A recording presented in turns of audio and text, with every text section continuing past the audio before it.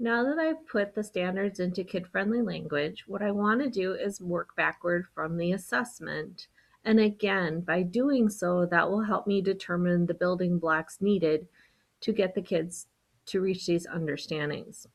So what I do is design a rubric, and the descriptors I have are based on what our students use coming up from the elementary school, just to keep it consistent. So I have two standards. One is I can explain how the force of gravity works and what might affect it. And the other is I can use evidence, data, or a model to explain my thinking.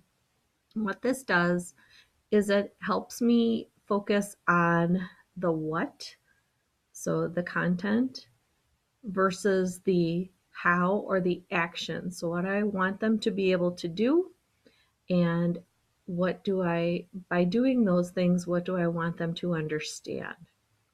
By breaking the standards down then and looking at what students would demonstrate at the various stages of proficiency, I can really work backward to design my lessons.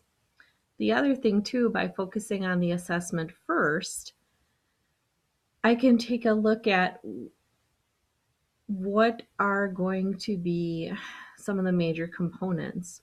And also looking at the assessment, I want to be able to allow the students to choose the best way of demonstrating proficiency. So if you look at the assessment itself, it's not very long. It's not your traditional paper pencil test.